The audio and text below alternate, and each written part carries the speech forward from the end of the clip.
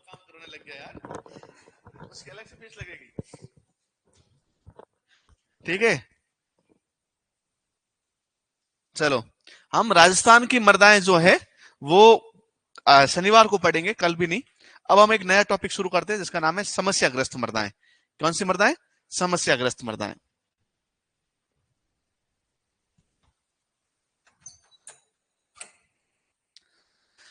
समस्याग्रस्त मर्दाएं क्या होती है इसके बारे में हम थोड़ा समझते हैं, ठीक है। तो आज का जो टॉपिक है नया, वो है समस्याग्रस्त मर्दाएं। इंग्लिश में बोलते हैं प्रॉब्लमेटिक सोइल्स। क्या बोलते हैं? Problematic soils. अब आपको इसमें यह समझना है कि राजस्थान की मर्दाओं में मुख्यतः एक समस्या है, वो है लवणता की। किसकी मुख्य समस्या है? लवणता की। लेकिन अपन दो प्रकार की समस्याग्रस्त मर्दाएं पढ़ेंगे। एक पढ़ेंगे अम्लीय मर्दाएं। कौन सी मर्दाएं? अम्लीय मर्दाएं।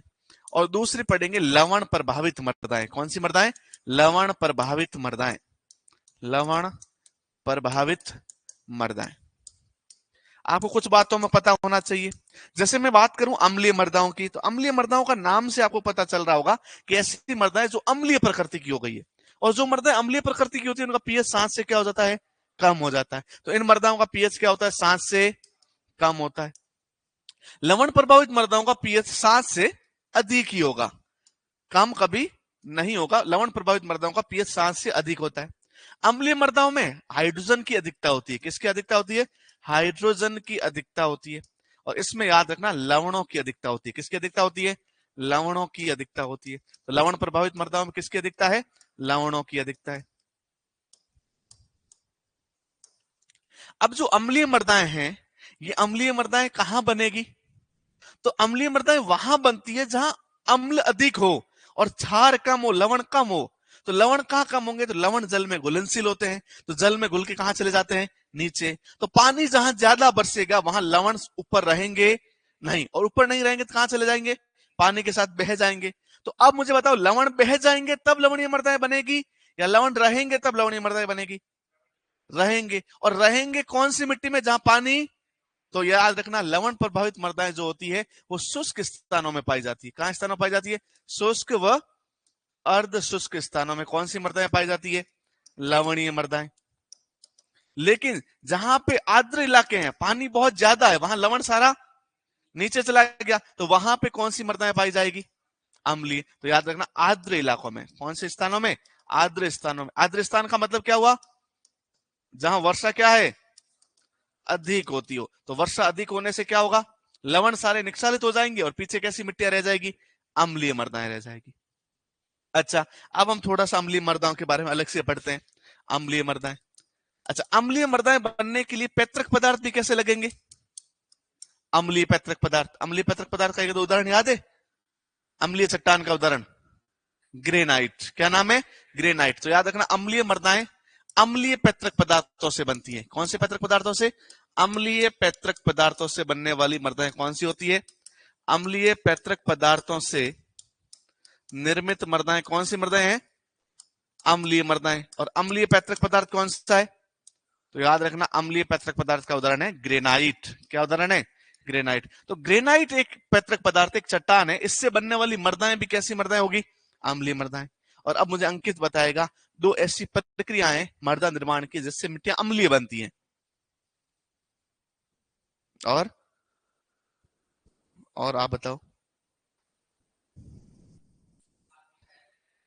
कल नहीं आया था तू? मैंने कहा था कल पूछूंगा। तू बता भाई। लेटरीकरण, पोर्टजोलीकरण, अंकित ने भी तो बताया, वही तो है। देखो मैंने कल लिखवाया भी था।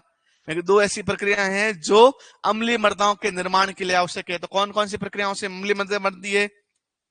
वेरी गुड, साथ ही तो आया था। इसको सब पता है कुलदीप को।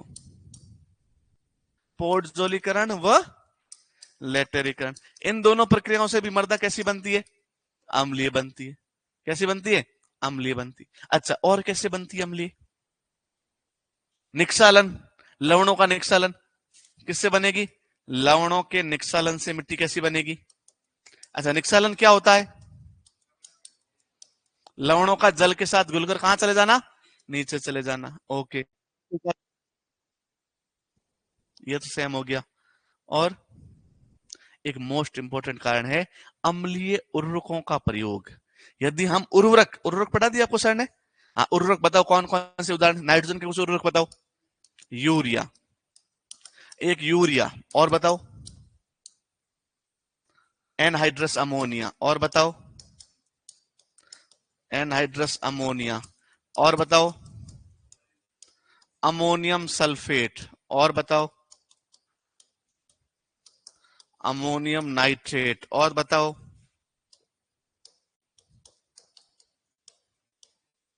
Ammonium chloride, ammonium chloride. ये सारे के सारे जिसमें भी अमोनियम आ रहा है, क्या आ रहा है, अमोनियम शब्द आ रहा है, याद रखना अमोनियम शब्द वाले सारे कैसे होंगे, अम्लीय उर्वरक है। कैसे उर्वरक है ये?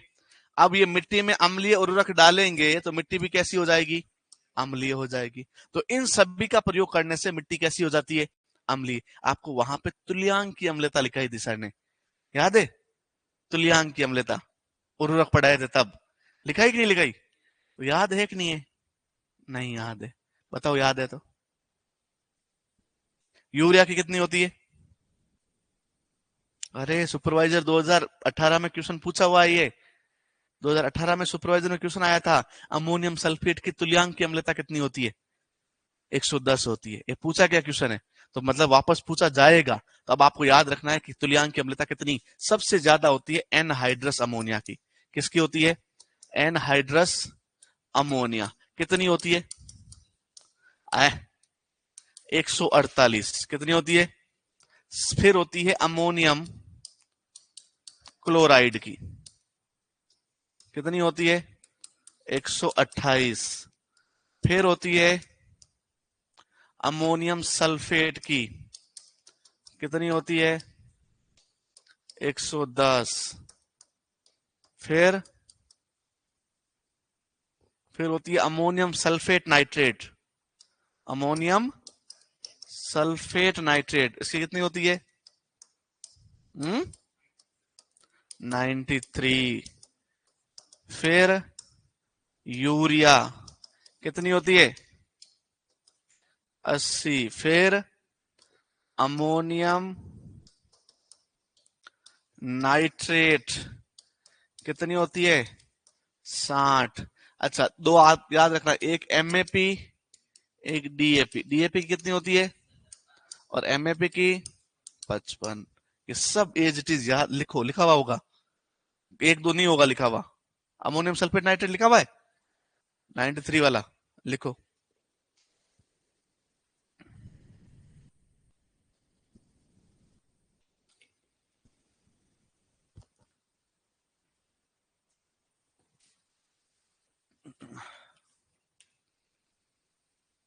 हाँ, 80 to 84 लिख लो यूरिया की,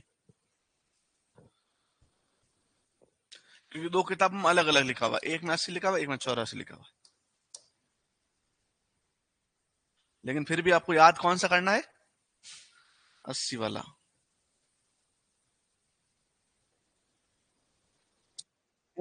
ये हाँ, एमओपी नहीं, MAP, mono ammonium phosphate.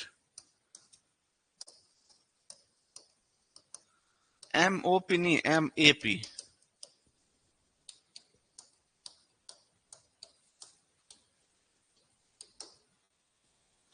Mono ammonium phosphate, ठीक है। एमओपी क्या होता है? Muriate of potash. लिख लिया सारे? कैसे उर्वरक है? अम्लीय, अम्लीय उर्वरक डालेंगे तो मिट्टी भी कैसी हो जाएगी, अम्लीय हो जाएगी। अब याद रखना अम्लीय उर्वरक में कुछ पोषक तत्व कम हो जाते हैं, तो याद रखना अम्लीय मृदाओं में किन पोषक तत्वों की कमी होती है? तो याद रखना अम्लीय मृदाओं में कमी किसकी होती है? कमी आपको किस किस याद रखनी? कैल्शियम, मैग्नीशियम, मोलिब्डेनम, बोरॉन, इनकी तो क्या हो जाती है, कमी हो जाती है। और किसी कमी हो जाती है? अधिक अम्लीय हैं, यदि मृदाएं अधिक अम्लीय हैं तो अधिक अम्लीय में मृदाएं में फास्फोरस, नाइट्रोजन, पोटेशियम, इनकी भी क्या हो जाती है, कमी। अच्छा, अधिकता किसकी हो जाती है अम्लीय मृदाओं में? बिल्कुल, aluminium, iron, manganese, copper, zinc, इनकी क्या हो जाती है? अधिकता हो जाती है। तो अब आपको याद क्वेश्चन पूछा जाएगा कि निम्न में से अम्लीय मृदाओं में कौन अधिक मात्रा में पाया जाता है, कौन कम पाया जाता है? एनपीके और सीएमजी, मोलिब्डेनम और बोरॉन। लिखा हुआ होगा, अंडरलाइन करो। ये भी लास्ट ईयर क्वेश्चन पूछा गया है सुपरवाइजर में कि निम्न में से कौन सा पुस्तक तो अम्लीय मृदाओं में उपस्थित नहीं होगा, तो याद रखना मोलिब्डेनम नहीं होगा।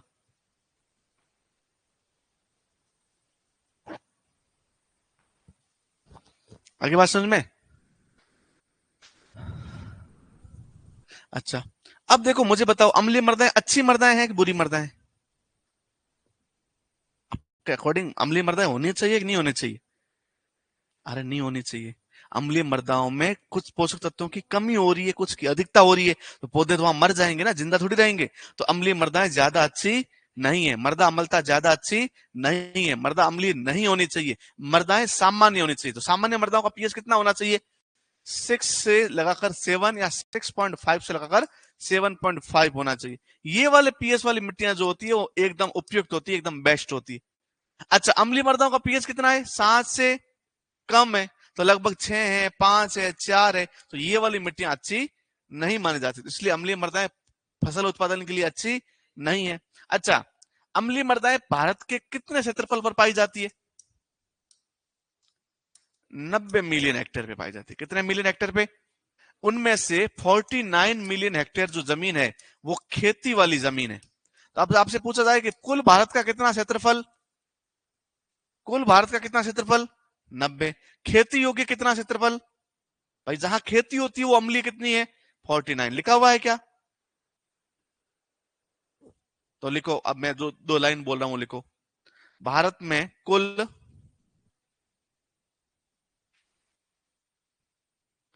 भारत में कुल भारत में कुल 90 million hectare 90 million hectare. Million hectare कैसे लिखते हैं? MHA, M for million, HA for hectare. 90 million hectare मृदाएं मृदाएं अम्लीय हैं।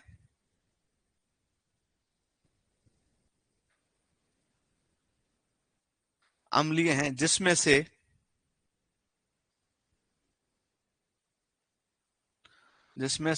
49 मिलियन हेक्टेयर 49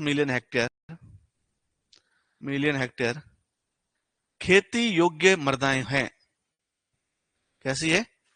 एरेबल लैंड है, खेती योग्य, कृषित भूमि है। कृषित भूमि, खेती योग्य, ब्रैकेट में लिख लो कृषित भूमि, एग्रीकल्चर लैंड है। तो एग्रीकल्चर की लैंड। अब एक बच्चा पूछ रहा है, सर मृदा अम्लीय है कैसे पता चलेगा? बताओ, और कैसे पता चलेगा मृदा अम्लीय है? कैसे पता लगाएंगे?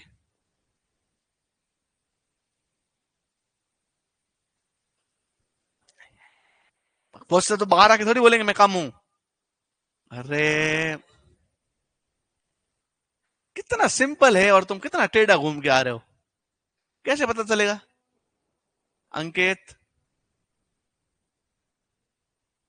अरे उस मिट्टी का पीएच ज्ञात कर लेंगे। पीएच 7 से कम है तो मिट्टी अम्लीय है, पीएच 7 से ज्यादा है तो मिट्टी सारी है। कुछ भी नहीं करना, एक छोटा सा बीकर लेना है, उसमें 10 ग्राम मिट्टी लेनी है। कितने ग्राम? और 20 ml पानी मिलाना है और उसका घोल बना देना है।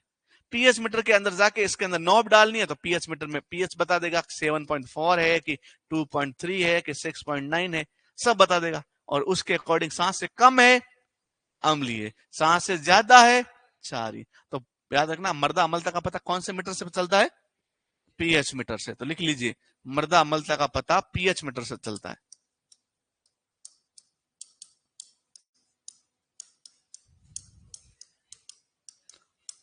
हाँ, भौतिक तो बता ही सकते हैं, लेकिन भौतिक वाला बहुत बार गलत हो जाता है, विजुअल वाला बहुत बार गलत हो जाता, पता नहीं चलेगा। लेकिन सही साइंटिफिक पता लगाने के लिए क्या करना पड़ेगा? पीएच मीटर का प्रयोग करना पड़ेगा। बहुत बढ़िया, पीएच ज्ञात कर लेंगे। और पीएच कितना आना चाहिए अम्लीय मृदाओं का? 7 से कम आना चाहिए। पीएच मीटर देख तो रखा है कैसा होता है? आपने देख रखा है? दिखाएं एक बार। पीएच मीटर बहुत प्रकार के आते हैं। ये जो बोल रहे हैं इतना सा होता है वो पॉकेट पीएच मीटर है, छोटा सा आता है, डब्बी में बंद हो जाता है। एक पीएच मीटर जो अपन लैब में यूज करते हैं वो कैसा होता है देख लेते हैं। देखेंगे? पीएच मीटर देखना है?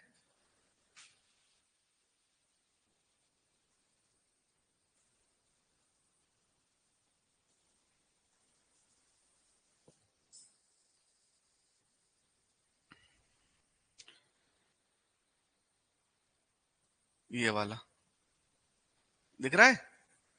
ये है पीएच मीटर। ये यहाँ पे पीएच दिखेगा यहाँ पे, ठीक है। और ये इलेक्ट्रोड है, यहाँ सॉल्यूशन यहाँ डालना पड़ेगा सॉल्यूशन। ये वाला ना, ये इसके अंदर आपको नॉब डालनी पड़ेगी, यहाँ सोइल का सॉल्यूशन बनाना पड़ेगा। ये पूरा का पूरा तारों से जुड़ा होता है। यहाँ पे आएगा 7.2 है कि 7.3 है। ये होता है पीएच मीटर। कहाँ पाया जाता है? लैब में पाया जाता है। जहां खरीद के रखोगे वहां पाया जाएगा, यहाँ खरीद पाया जा सकता है। पैसे होने चाहिए, समझे? क्योंकि मिल रहा है, देखो प्राइस भी लिखी हुई, कितने? 999 है। 7,000 है, देखो 7,999, 8,000 का है रुपए। अब भी ले आए, कॉन्ट्री करोगे? नहीं, क्यों करनी? अपने को कभी देखा थोड़ी पूछेगा सुपरवाइजर एग्जाम वाला, सुपरवाइजर क्वेश्चन थोड़ी आएगा कि निम्न में से किस विद्यार्थी ने पीएच मीटर देखा है। नहीं, तो आपको तो बस पता होना चाहिए पीएच मीटर से क्या ज्ञात करते हैं, मृदा अम्लता प्राप्त करते हैं। अब बताओ, मिट्टी की अम्लीय मिट्टी अच्छी होती है बुरी होती है? बुरी होती है। बुरी मिट्टी है तो उनको सुधारने का काम कौन करेगा? सुपरवाइजर करेगा। कौन करेगा? अरे सुपरवाइजर, तुम बन जाओगे कल सुपरवाइजर तभी तो करोगे काम। तो याद रखना तुम करोगे, और तुम कैसे करोगे? तो याद रखना अम्लीय है तो क्या मिलाना है? क्षार मिलाना है। क्षार है चूना। क्या है? चूना। जो आपका लाइम होता है, लाइम जो चूना है वो आपका एक क्षार है। उसके प्रयोग से, लाइम के प्रयोग से अम्लीय मृदाएं सुधर जाती है। तो अम्लीय मृदाओं के सुधारने के लिए किसका प्रयोग करते हैं? चूने का प्रयोग करते हैं। चूने को इंग्लिश में क्या कहते हैं? लाइम कहते हैं। अब आपसे पूछा जाए कि निम्न में से अम्लीय मृदाओं के सुधार में कौन सा पदार्थ काम आएगा? लाइम चूना काम आएगा। कितने प्रकार के चूना होता है तो मैं बता देता हूं। एक होता है CaO, एक होता है CaOH2, एक होता है CaCO3, एक होता है CaCO3.MgCO3। CaO क्या है? Calcium oxide. ये क्या है? Calcium hydroxide. ये क्या है? कार्बोनेट। ये क्या है? Magnesium carbonate. इसका तो नाम क्या क्या है समझना। इसका नाम है बिना बुझा चूना। इसका नाम है बुझा हुआ चूना। कैसा चूना? बुझा हुआ चूना। इसका क्या नाम है? सिर्फ चूना या चूना पत्थर? चूना या चूना पत्थर। इंग्लिश में इसका एक नाम है कैल्साइट। क्या नाम है? कैल्साइट। और इसका क्या नाम है? डोलोमाइट। लिखा हुआ है क्या सब? यस और नो? लिखा हुआ है। तो याद रखना, बुझा हुआ चूने का सूत्र क्या है? बिना बुझा हुआ चूना पत्थर। अच्छा, डोलोमाइट। इन सभी को हम यूज ले सकते हैं कौन सी मृदाओं के सुधार में? अम्लीय मृदाओं के सुधार में। लेकिन सबकी कैपेबिलिटी अलग अलग है, सब अलग अलग तरीके से सुधार कर पाते हैं। सबसे ज्यादा क्विक सुधार करता है बुझा, 179 इसका जो है कैल्शियम कार्बोनेट इक्विवेलेंट है। तो आपको पूछा जाए कि इसका उदासीनीकरण मान कितना है? उदासीनीकरण मान, तो कैल्शियम ऑक्साइड का उदासीनीकरण मान कितना है? 179 है। कैल्शियम हाइड्रोक्साइड का 136 है। इसका 100 है। इसका 108 है। और बेसिक स्लेग का 86 है। बेसिक स्लेग का कितना है? अच्छा, बेसिक स्लेग क्या होता है? कैल्शियम सिलिकेट को बेसिक सिलिकेट कहते हैं। बेसिक स्लेग क्या बोलते हैं? Basic slag. अब आपसे एक क्वेश्चन पूछा जाएगा, बेसिक स्लेग कहां से प्राप्त किया जाता है? याद रखना, इस्पात उद्योग से। कहां से? इस्पात किसको बोलते हैं? स्टील को। जहां ना लोहे से स्टील बनाया जाता है ना, लोहे में एल्यूमिनियम डाल के स्टील बनाते हैं ना, तो स्टील बनाते समय एक उप उत्पाद निकलता है। तो ये कैसा है? उप उत्पाद है। किसका उप उत्पाद है? स्टील इंडस्ट्री का। स्टील उद्योग का, और स्टील को हिंदी में बोलते हैं इस्पात। तो इस्पात उद्योग का एक सब आपका प्रोडक्ट है जिसको हम बोलते हैं बेसिक स्लेग। और बेसिक स्लेग कहाँ काम आता है, याद रखना, अम्लीय मृदाओं के, अम्लीय मृदाओं के, तो अम्लीय मृदाओं के सुधार में हम क्या कर सकते हैं, क्या डाल सकते हैं, बेसिक स्लेग डाल सकते हैं। अच्छा, कार्बनिक पदार्थ डालने से मिट्टी अम्लीय होगी कि क्षारीय होगी, अम्लीय। कार्बनिक पदार्थ जब सड़ता है ना तो अम्ल स्रावित करता है, क्या स्रावित करता है, और अम्ल स्रावित करने से क्या होगी, मिट्टियां अम्लीय। तो लिख लीजिए, लिखा हुआ होगा, देखिए एक बार लिखा होगा शायद, मृदा बनने के कारण में देखो, अम्लीय मृदा बनने के कारण कार्बनिक पदार्थ का प्रयोग। नहीं मिला, आऊं मैं, कुलदीप, मैं आ रहा हूं। मिल गया, क्या मिला, झूठा झूठा कहाँ मिला, कहाँ है,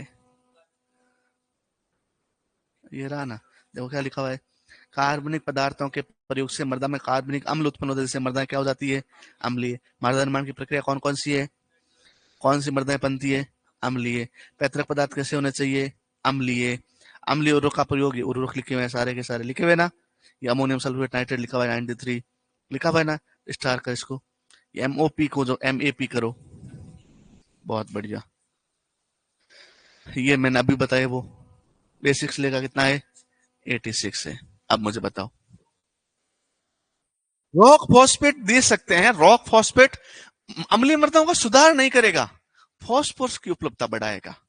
रॉक फॉस्फेट अम्लीय मृदाओं का सुधार नहीं करता, वो फॉस्फोरस की, और सिर्फ रॉक फॉस्फेट को हम अम्लीय मृदाओं में ही यूज ले सकते हैं, क्यों, क्योंकि क्षारीय मृदाओं में वो घुलनशील नहीं है। तो लिखिए, अम्लीय मृदाओं में फॉस्फोरस उर्वरक कौन सा यूज लेते हैं, अम्लीय मृदाओं में कौन सा फॉस्फोरस उर्वरक यूज लेते हैं, अम्लीय मृदाओं में फॉस्फोरस उर्वरक,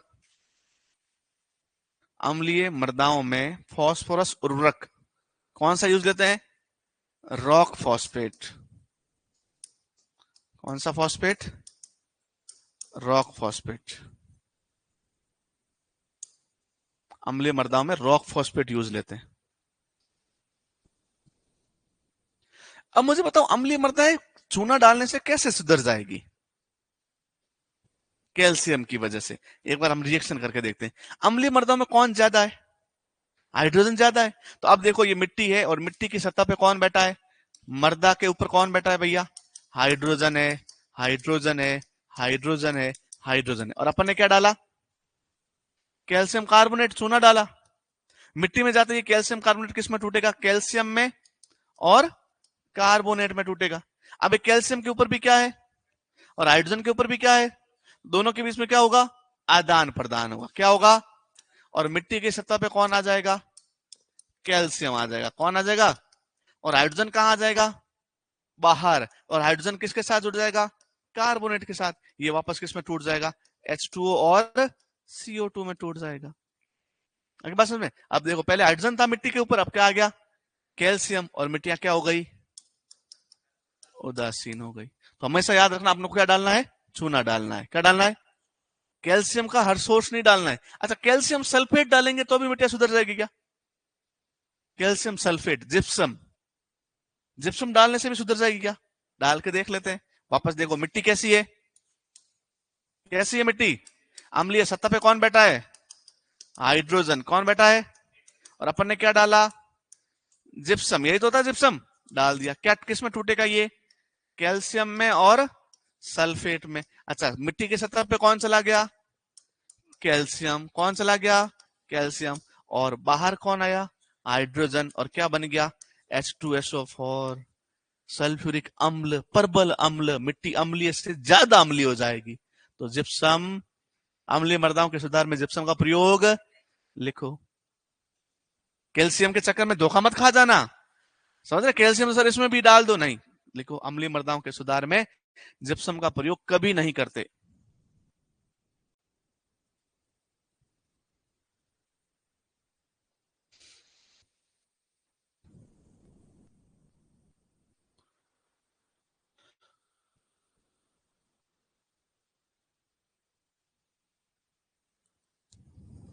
कभी नहीं करते। अच्छा, और क्या डाल सकते हैं अपन, एक मार्केट में मिलता है प्रेस मड। क्या मिलता है, बता सकते हैं प्रेस मड क्या होता है?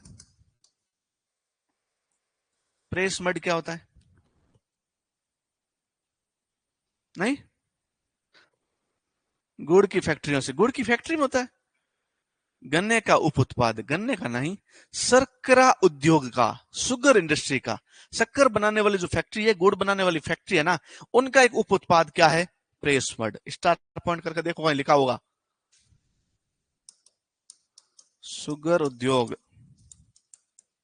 या गुड़ की फैक्ट्री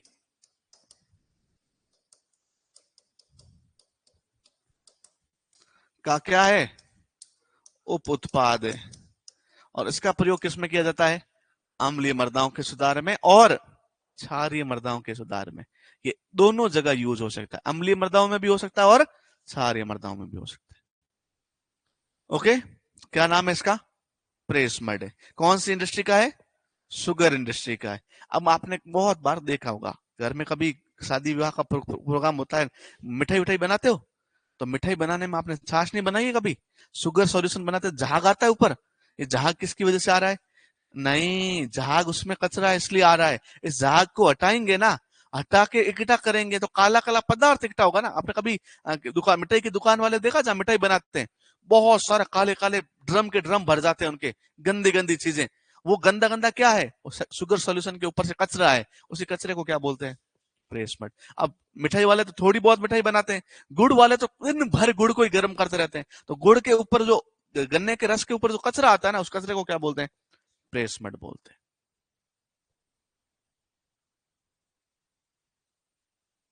लिख लिया? ओके। और क्या कर सकते हैं सुधार के लिए? क्षारीय उर्वरकों का प्रयोग कर सकते हैं। क्या कर सकते हैं? मुझे बताओ, क्षारीय उर्वरक कौन कौन से हैं? क्षारीय उर्वरक कौन कौन से हैं? अरे बताओ, अरे भाई। एक है कैल्शियम साइनामाइड। क्या है? Calcium cyanamide. एक है सोडियम नाइट्रेट, एक है पोटेशियम नाइट्रेट, एक है कैल्शियम नाइट्रेट। तो इनका प्रयोग करना है, क्योंकि ये कैसे प्रकृति के होते हैं? सारे प्रकृति। और क्या कर सकते हैं? अम्ल सहनशील पादप लगाने, जो अम्ल को क्या कर लेते हैं? सहन कर लेते हैं। कौन कौन से पादप है? जैसे धान हो गया, तो उसको अम्ल से प्रभाव नहीं। आलू हो गया, उसको भी अम्ल से प्रभाव। चाय और कॉफी हो गई, उसको अम्ल से प्रभाव।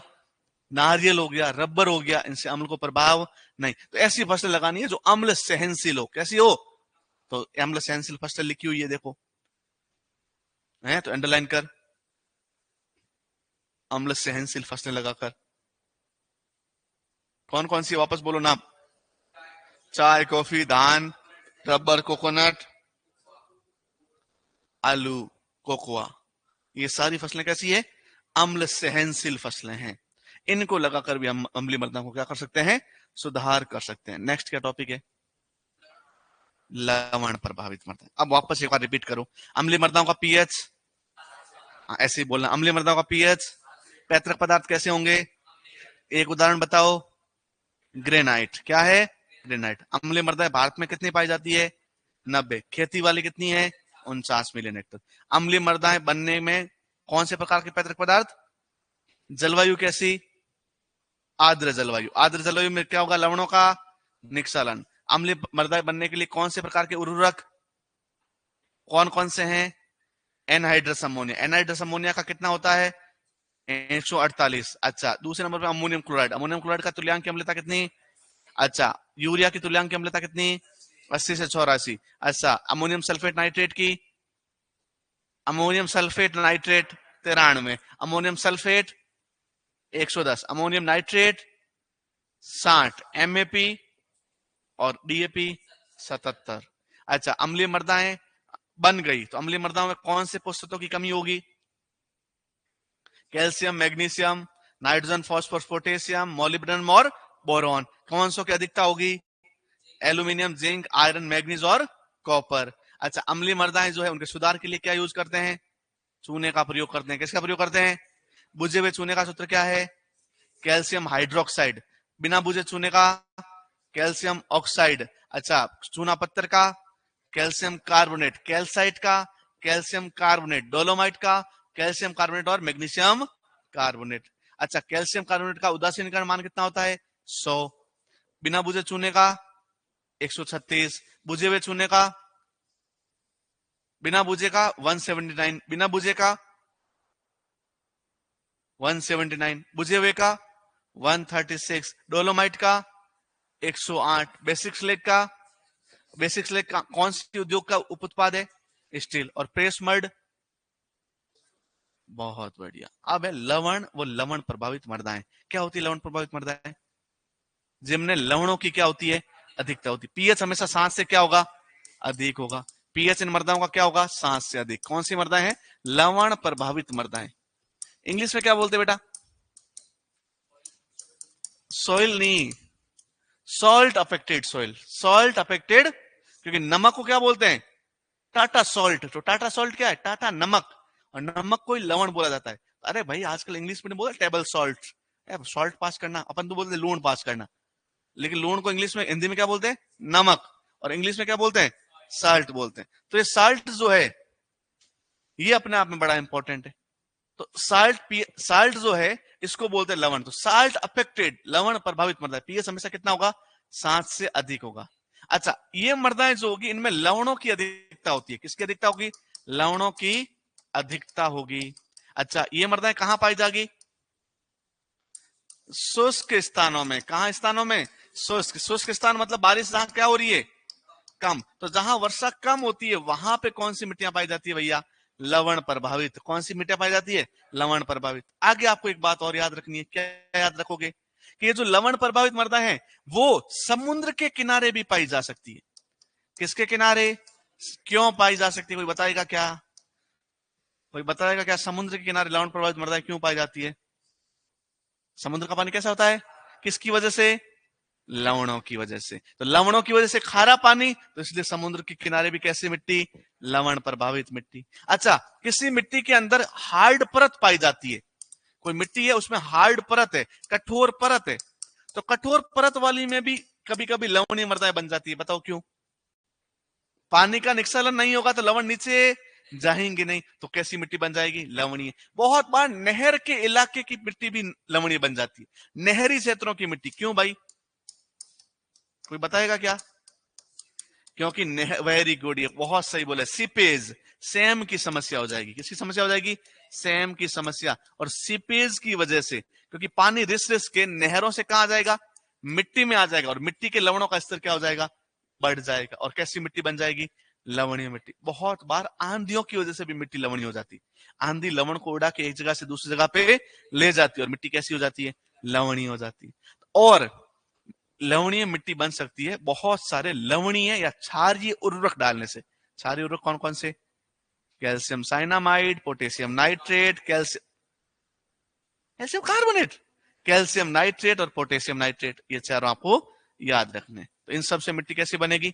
लवणीय मृदाएं। कौन सी मृदा बनेगी? लवण प्रभावित मृदाएं। अभी लवण प्रभावित मृदाएं 3 प्रकार की होती है। कितने प्रकार की होती है? एक मेरा दोस्त है लक्ष्मण, जानते हो आप? नहीं? तुम्हें से कोई लक्ष्मण थोड़ी है। लक्ष्मण नहीं जानते तुम लोग? मिलो, मिलोगे तुम लोग? फिर एप्लीकेशन लिखवानी है ना, वो लक्ष्मण लिख सकता है। लक्ष्मण कैसे लिखते हैं? पहले क्या लिखते हैं? फिर स, फिर ना, फिर म। अच्छा, एक साबुन यूज करता है वो, लक्ष्य साबुन। कौन सा साबुन? लक्ष्य। और उसने कसम खाई है जब तक लक्ष्य नहीं मिलेगा, मतलब टारगेट लक्ष्य, तब तक वो कौन सा साबुन यूज करेगा? लक्ष्य साबुन यूज करेगा। और वो ना बनियान भी लक्ष्य कोजी की पहनता है। किसकी पहनता है? वापस याद करो क्या क्या बोला मैंने। मेरे दोस्त का नाम? कौन सा साबुन? कौन सी बनियान? क्या चाहिए उसको? लक्ष्य चाहिए, टारगेट चाहिए। इतना इसलिए बोला कि आपको 2 प्रकार की मिट्टियां याद रखनी है, लफ और लवणीय। क्या है? लवणीय मृदा। कौन सी मृदा? और अक्षय और क्षारीय मृदा। कौन सी मृदा? आप इन दोनों को वापस जोड़ो तो क्या बन जाए? लवणीय क्षारीय। बताओ कितने प्रकार की लवण प्रभावित मृदाएं? लवण प्रभावित मृदाएं कितने प्रकार की? पहले नंबर की, दूसरे नंबर की, तीसरे नंबर की।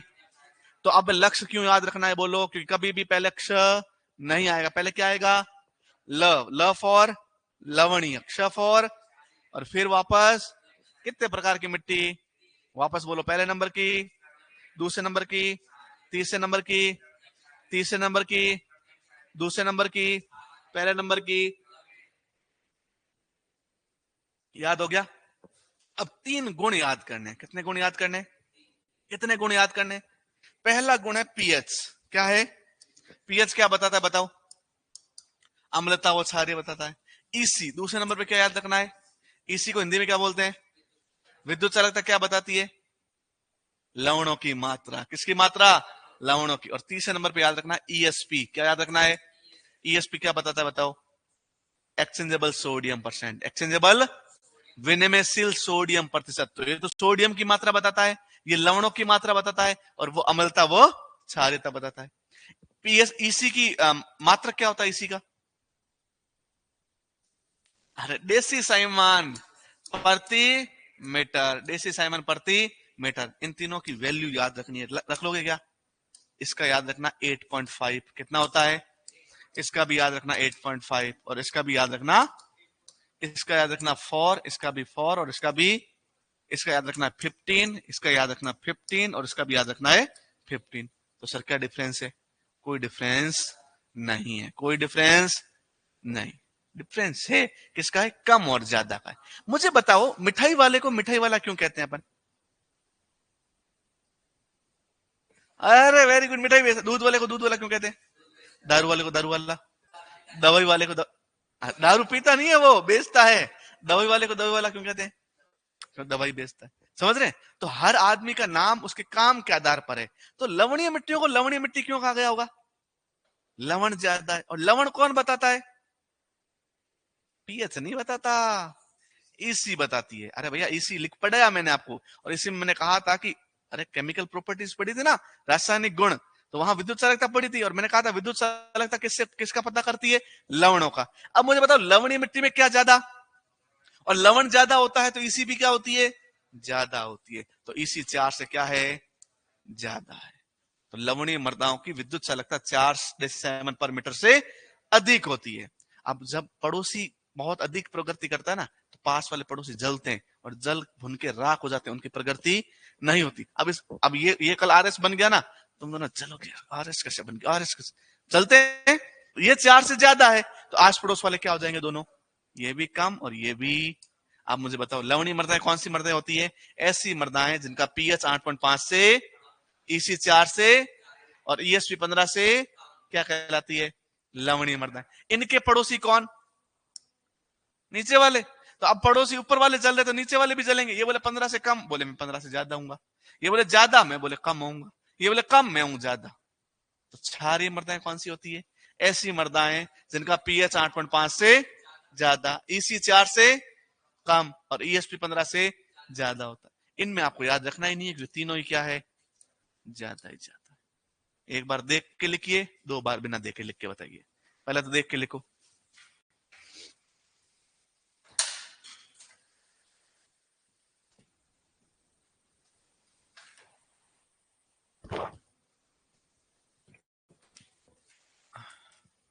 ऑनलाइन वाले तुम भी पहले देख के लिखना है इसको, फिर बिना देखे लिखना है।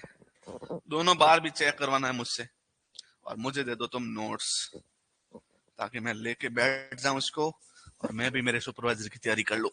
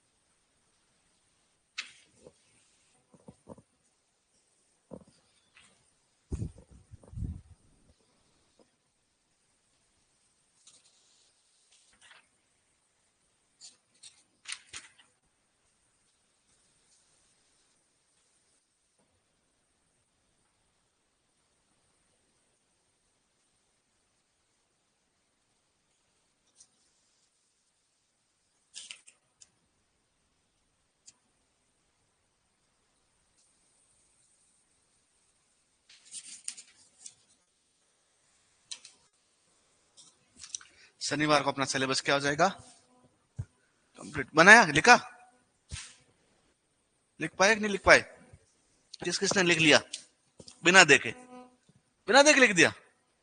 अभिषेक क्या कर रहा है? तो कुलदीप है ना, तुम तो क्यों बोला लिख रहा हूं? मैं मेरे दोस्त से बात कर रहा हूं, भूत है। अंकित लिख लिया बिना देखे? नहीं, झूठ मत बोल। ऑनलाइन वालों, सतीश वाकर, जगदीश चौधरी, मालूराम रायका, गगनपाल, क्या बात है, जेके, लक्ष्मी सीमेंट, सिर्फ जेके हैं, लक्ष्मी सीमेंट मैंने जोड़ दिया। यस यस यस यस, 3 दिनों ने लिखा अभी तक तो। मन्नू जाट ने भी लिख लिया भाई, क्या बात है।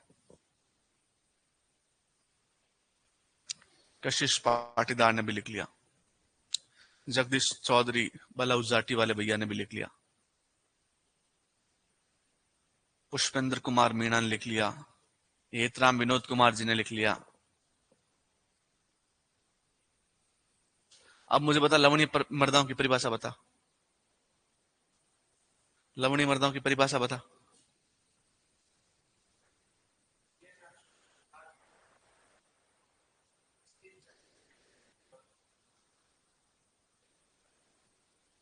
तुम बता।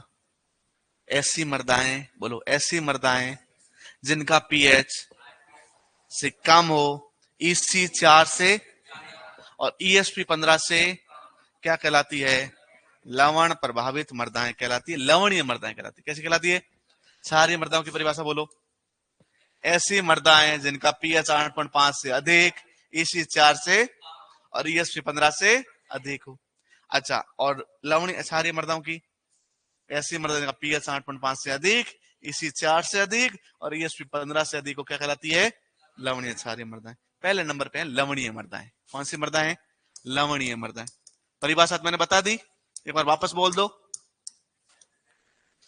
जिनका पीएच 8.5 से, ईसी 4 से और ईएसपी 15 से कम होती है।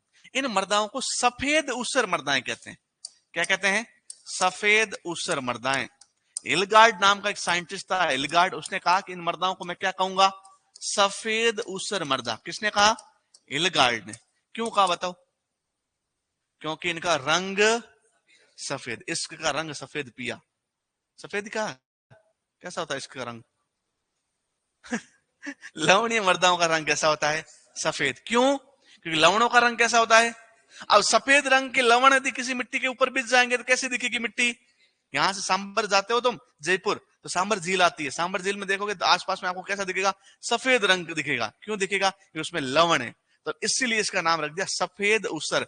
तो इसका रंग कैसा होता है और किसकी वजह से सफेद होता है? लवणों के कारण। इसलिए नीतियों का नाम क्या रख दिया? सफेद ऊसर मर्दाएं। कौन सी ऊसर मर्दाएं? तो रंग कैसा होता है? सफेद को और हिंदी में क्या बोलते हैं? श्वेत, व्हाइट। इंग्लिश में बोलते हैं व्हाइट है। अच्छा, इन मर्दाओं का दूसरा नाम है सोलन चौक मर्दाएं। कौन सी मर्दाएं? सोलन चौक मर्दाएं। आपसे पूछ लिया सोलन चौक मर्दाएं किसको बोलते हैं? लवणीय मर्दाओं को बोलते हैं। कौन सी मर्दाएं बोलते हैं? लवण। 3 नाम इसके और है, थुर, रेह और लूणी। बोलो वापस। थुर, रेह, लूणी। लूणी तो पता ही होगा, लूण को, नमक को लवण कहते हैं, इसी नाम कर लूणी। क्या नाम पड़ गया? इसके अलावा इसको बोलते हैं थुर और रेह। लिख लीजिए, नहीं लिखा हो तो। थुर और रेह। क्या लिखा है? धूर नहीं है, थुर है, थुर। थ से थथेरा, थ से ठठेरा नहीं, थ से थन वाला, हाँ, थ से थप्पड़ वाला। थुर, रेह और लूणी, ये कौन सी मिट्टियों का नाम है? अच्छा, इसमें लवणों की अधिकता होती है। किसकी अधिकता होती है? कौन से लवणों की अधिकता होती है? तो याद रखना, कैल्शियम, मैग्नीशियम और सोडियम के कौन से लवण? क्लोराइड व सल्फेट लवण।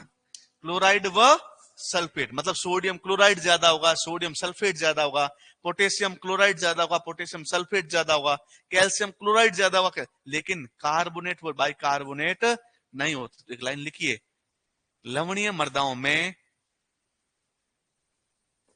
लवणीय मर्दाओं में कार्बोनेट व बाइकार्बोनेट